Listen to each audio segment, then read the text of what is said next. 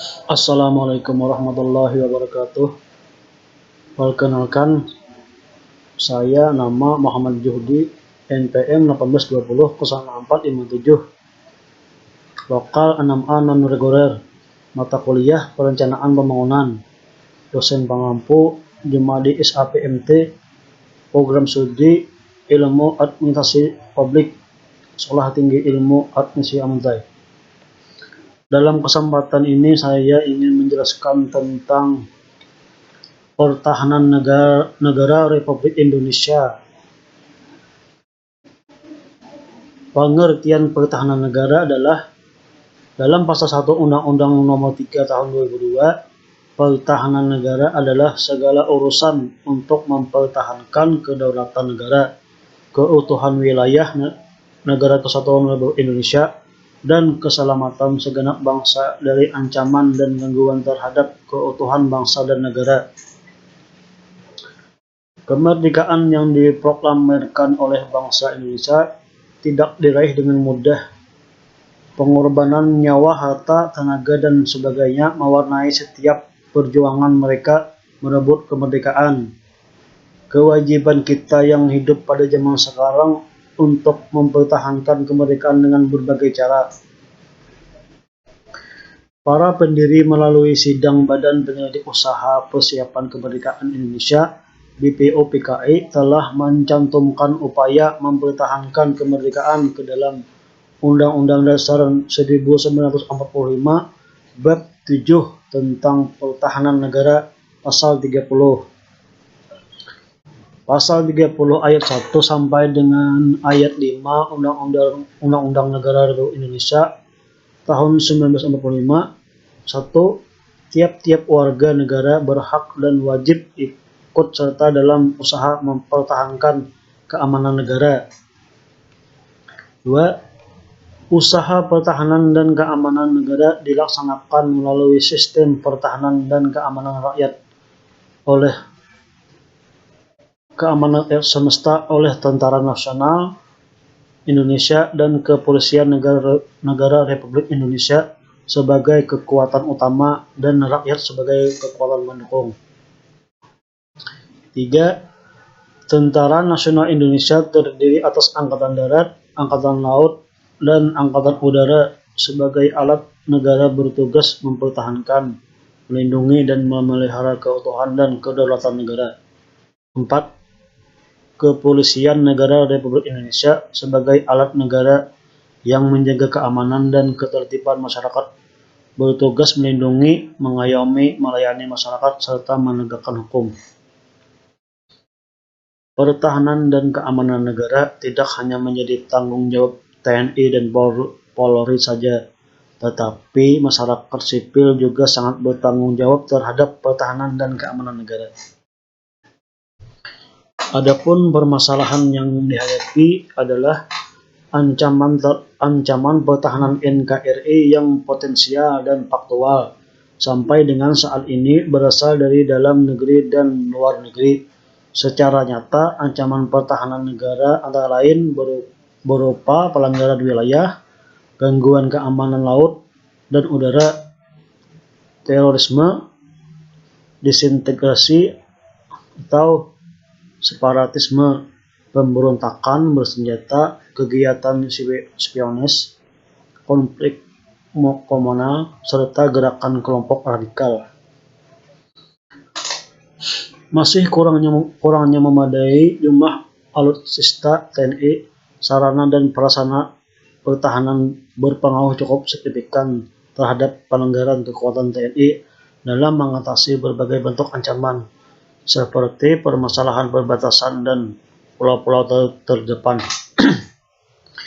termasuk dalam mengatasi permasalahan maritim dan dirgantara.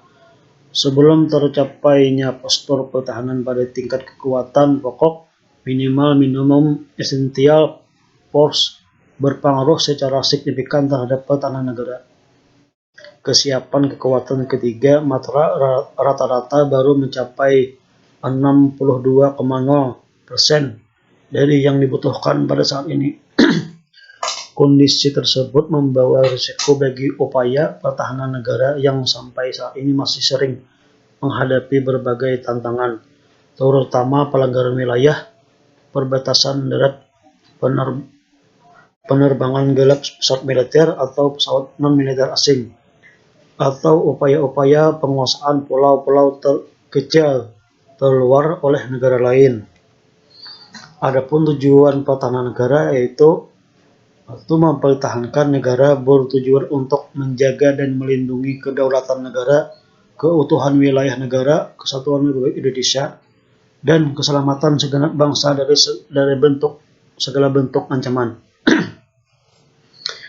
Hakikat pertahanan negara adalah segala upaya mempertahankan bersifat sementara yang menyelenggarakannya didasarkan pada kesadaran atas hak dan kewajiban serta warga negara keyakinan pada kekuatan sendiri.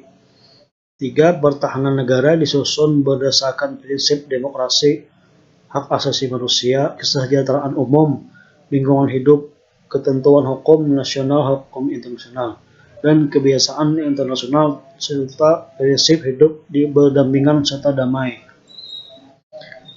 4. Pertahanan negara disusun dengan memperhatikan kondisi geografis Indonesia sebagai negara kepulauan. 5. Pertahanan negara berfungsi untuk mewujudkan dan mempertahankan seluruh wilayah negara kesatuan Republik Indonesia sebagai satu kesatuan pertahanan.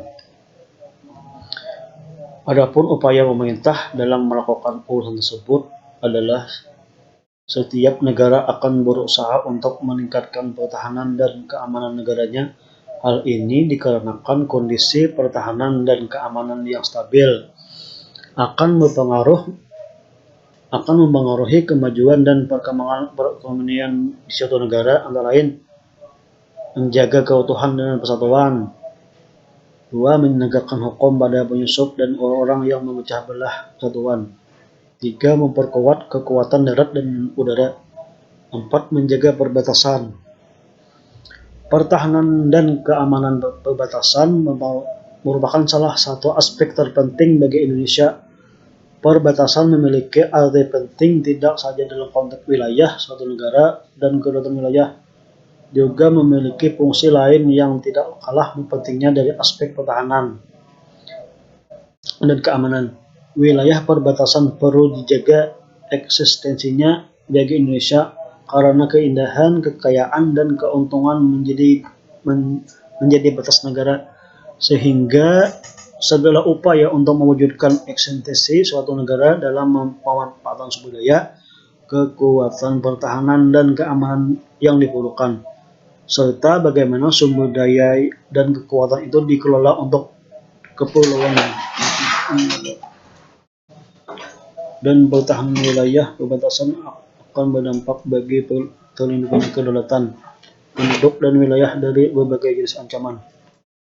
Adapun lembaga pemerintah yang menangani, yaitu Lembaga Ketahanan Nasional, disingkat Lemhamnas, adalah lembaga pemerintah non-kementerian Indonesia yang bertugas melaksanakan tugas pemerintah di bidang pendidikan, pimpinan tinggi nasional, pengkajian strategistik ketahanan nasional, dan pemantapan nilai-nilai kebangsaan. Lembaga Pertahanan Nasional berdiri pada tanggal 20 Mei 1965 berdasarkan Peraturan Pemerintah Nomor 37 Tahun 1964 dan berada langsung di bawah Presiden. Pada tahun 1983, lembaga ini berubah nama menjadi Lembaga Ketahanan Nasional yang berada di bawah Panglima ABRI. Pada tahun 1994, lembaga ini berada langsung di bawah Menteri Pertahanan dan Keamanan. Lemhamnas RI mempunyai tugas membantu Presiden dalam 1. Menyelenggarakan pendidikan, menyediakan kader dan pemantapan pimpinan tingkat nasional yang berpikir integratif dan proporsional, memiliki watak moral dan etika kebangsaan, berwawasan Nusantara, serta mempunyai cakrawala pandang yang universal. 2. Menyelenggarakan pengajian yang bersifat konsepsional dan strategis mengenai berbagai permasalahan nasional, regional, dan internasional yang diperlukan oleh Presiden guna menjamin keutuhan dan tetap tegaknya